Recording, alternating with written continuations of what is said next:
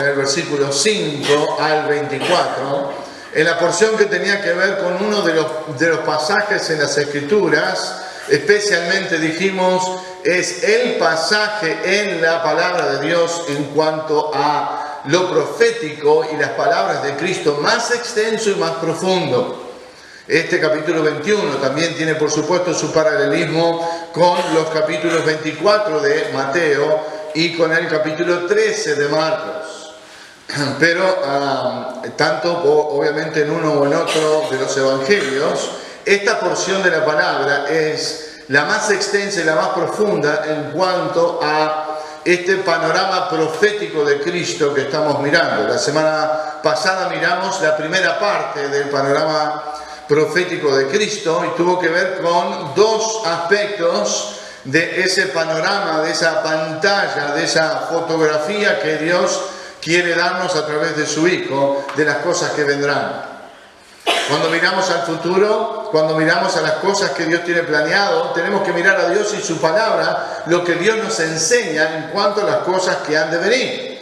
Mucho se habla hoy en día, en diferentes partes del mundo, en cuanto a las señales, en cuanto a las cosas que están sucediendo. Algunos hablan del fin del mundo, lo han hablado a través de la historia, no solo en estos tiempos. El hombre tiene su mirada directa o indirectamente, o su curiosidad directa o indirectamente en las cosas proféticas.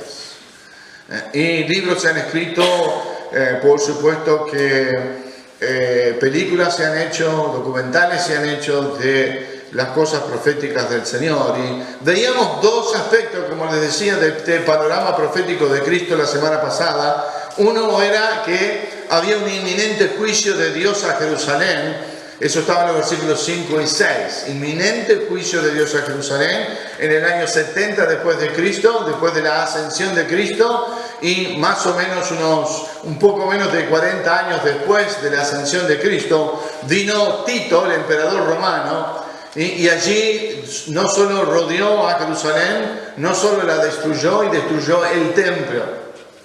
Y no quedó piedra sobre piedra, como Cristo profetizó en este pasaje de allí, de este capítulo 21, y como ya lo había profetizado también en el capítulo 19, hablando del juicio de Dios sobre Israel y especialmente sobre Jerusalén. Perdón.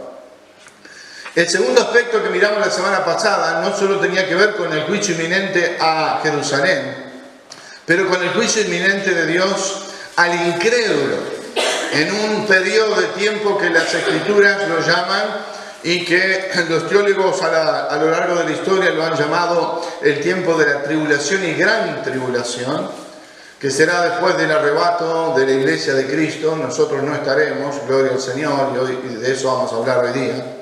Pero allí, ese periodo que está descrito allí en los versículos 8 al 24 del capítulo 21, hablaba de confusión religiosa, hablaba de levantamiento mundial, hablaba de persecución y hablaba de nuevamente la destrucción de Jerusalén. Versículos 20 al 24 es donde dejamos la semana pasada. Y cuando nos metemos en la continuación o la parte número 2 de este panorama profético de Cristo, hablando de las cosas que vendrán, hoy también Cristo nos presenta dos aspectos de esta su revelación. El primero tiene que ver con el gran poder de Dios demostrado en las inconfundibles señales que han de venir. Lo repito, el primer aspecto esta noche tiene que ver con el gran poder de Dios demostrado en inconfundibles señales o señales inconfundibles, versículos 25 al 27. Y el segundo aspecto de Cristo en este panorama profético tiene que ver con el gran reino milenial de Cristo establecido. Versículos 28 al final, 28 al 36, para ser más específico.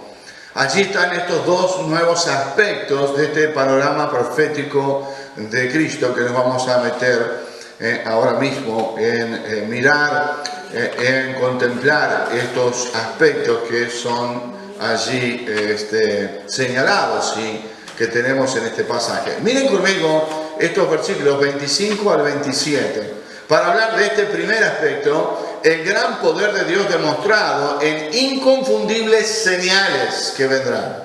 Inconfundibles señales. Esta noche ustedes me van a ayudar porque vamos a mirar en paralelo otro pasaje de las Escrituras y que les voy a alentar, a exhortar a leer aún en sus casas.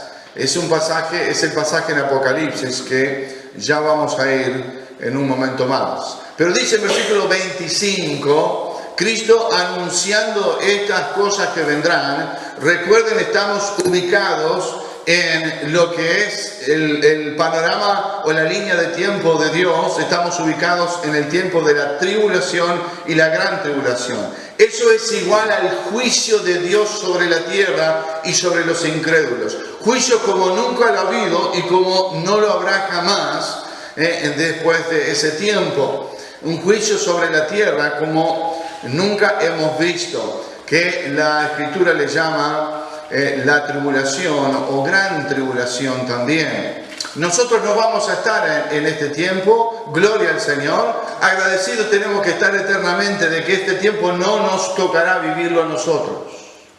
Y ya les voy a hablar y dar más detalles en cuanto a eso en un momento más. Pero habrá señales, dijo Cristo, cuando estas cosas vinieran. La iglesia de Cristo será arrebatada, nosotros seremos arrebatados. Como lo decíamos la semana pasada, nada tiene que suceder para que este evento venga y ocurra. Las últimas palabras de Apocalipsis fueron las del apóstol Juan, exhortando al Señor a que viniera. 2000 años han pasado después de la ascensión de Cristo y estamos esperando la venida de Cristo. Nada tiene que suceder para que esto acontezca. Cristo puede venir esta noche mismo. Y tú y yo debemos de estar preparados, y la forma en que debemos de estar preparados, por supuesto, es de tener a Cristo en nuestro corazón como nuestro Señor y Salvador. No hay otra mejor manera, no hay otra manera para prepararnos y para recibir el reino de Dios o la salvación que es dada por Dios a través de su Hijo Cristo. Luego que Cristo nos lleva a su presencia allí en los cielos, aquí en la tierra comenzarán 7 años de tribulación y gran tribulación. 2 aspectos vimos la semana pasada de ese tiempo, hoy vamos a ver los últimos 2 que tienen que ver con este panorama profético de Cristo. En los versículos 25 al 27, como les decía, Dios anuncia a través de su Hijo la demostración de señales inconfundibles.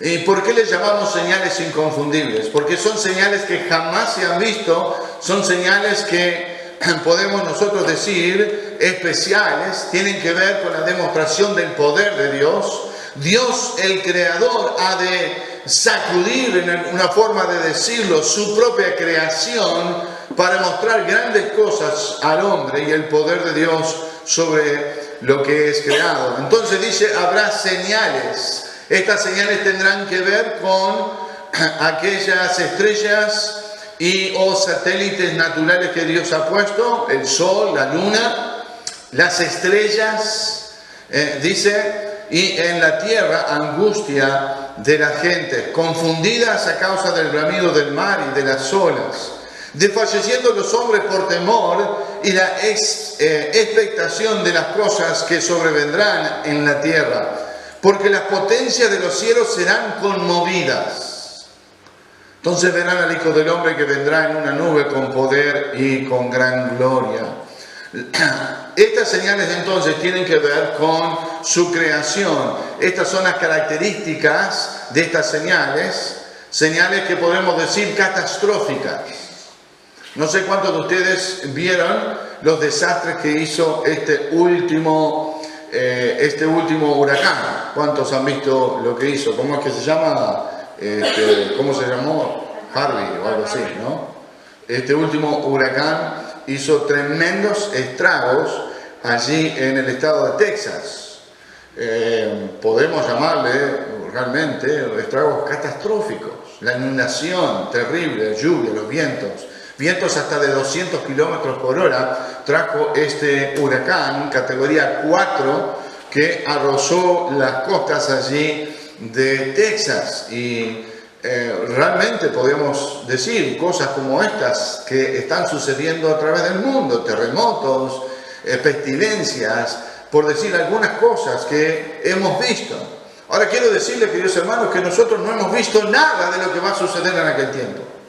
Que estas cosas son como pequeñas cosas a través de lo largo de la historia, aún de esta historia que estamos marcando hoy día. Nada tendrán que ver en comparación a las grandes señales que hará Dios, inconfundibles, de su poder sobre la naturaleza. Para eso vamos a mirar, ya volvemos, marquen así, en Lucas, vamos a Apocalipsis capítulo 6, por favor.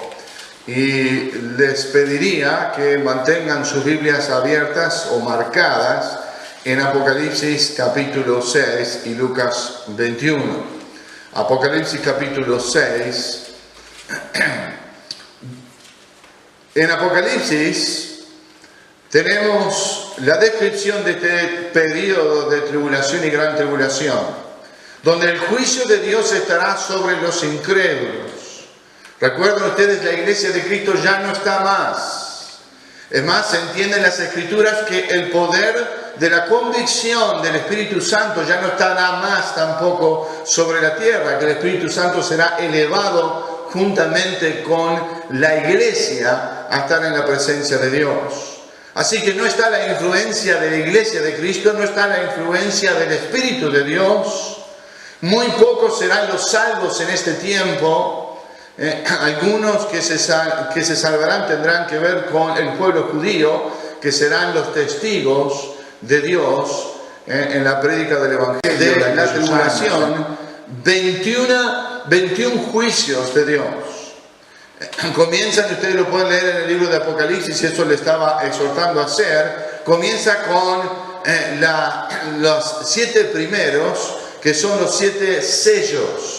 7 sellos son llamados, son 7 juicios de Dios, 7 sellos.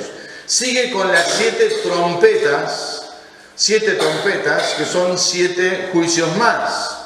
Y culmina con las 7 copas o 7 plagas postreras, que son los últimos 7 juicios de Dios sobre la tierra y sobre los incrédulos, que están desarrollados en estos capítulos. Es más, desde el capítulo 6 de Apocalipsis en adelante, ustedes pueden leer acerca de los 7 sellos, acerca de las 7 trompetas y acerca de las 7 copas, que son los últimos juicios. Pero noten conmigo, en el capítulo 6 se dice que se abrió el 6º sello. Terribles cosas sucederán. Como digo, en la mano de Dios, en el juicio de Dios sobre los incrédulos, sobre este mundo. Y dice el versículo 12 del capítulo 6, miré cuando abrió el 6º sello, y aquí hubo un gran terremoto. Y noten lo que dice, y el sol se puso negro como tela de silicio, y la luna se volvió toda como sangre, y las estrellas del cielo cayeron sobre la tierra, como la higuera deja caer sus higos cuando es sacudida por un fuerte viento. Notan allí los 3 elementos que fueron mencionados por Cristo en Lucas 21. El sol, la luna y las estrellas. Allí la conmoción que eso por supuesto causará. Versículo 14, y el cielo se desvaneció como un pergamino que se enrolla.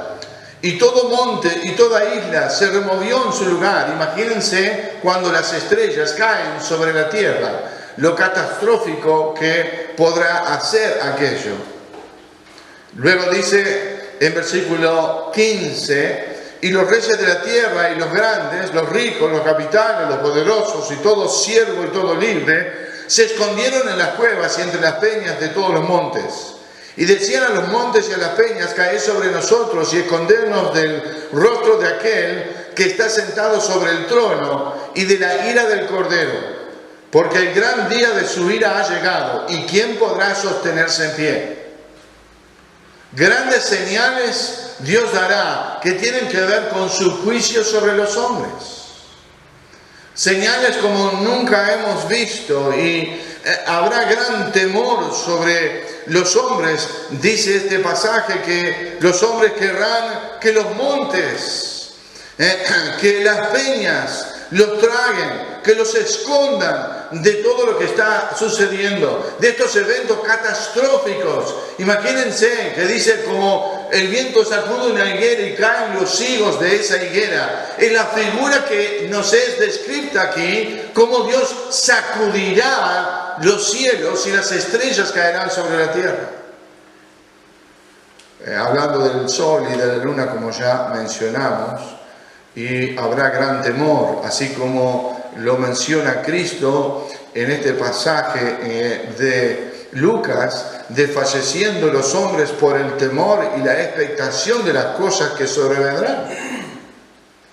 Ahora, ¿qué tiene que ver o en qué relación está el temor de los hombres? Cuando uno piensa en el temor de los hombres, pensaría que los hombres finalmente, los que vieran estas cosas, los que van a ver estas cosas, finalmente serán sacudidos ellos mismos y tendrán temor de Dios. No es lo que dice este pasaje de Apocalipsis. Los hombres preferirán ser tragados por los montes y por las montañas antes que ser destruidos por la mano de Dios. Uno dice que estas cosas sucederán y que, bueno, traerá arrepentimiento tal vez a los hombres. Si ustedes van conmigo al capítulo 9, cuando está hablando ahora de las 7 trompetas, en capítulo 9, cuando se toca allí la 6ª trompeta, ustedes lo ven a eso en el versículo 13 de capítulo 9, el 6º ángel tocó la trompeta. Pero quiero que desciendan en sus vistas y en sus Biblias al versículo 20. Y los otros hombres que no fueron muertos con estas plagas, ni aún así se arrepintieron de las obras de sus manos, ni dejaron de adorar a los demonios y a las imágenes de oro, de plata, de bronce, de piedra y de madera, las cuales no pueden ver, ni oír, ni andar. Y no se arrepintieron de sus homicidios, ni de sus hechicerías, ni de su fornicación, ni de sus hurtos. No hubo convicción de pecado, no hubo temor de Dios. Y esa es la diferencia que quiero marcar para que no nos confundamos. Uno dice, bueno, vendrán estas señales inconfundibles de la creación y del poder de Dios sobre su creación, y los hombres cuando ven estas señales reconocerán a Dios. Sin embargo, las Escrituras ya nos anuncian que no será así.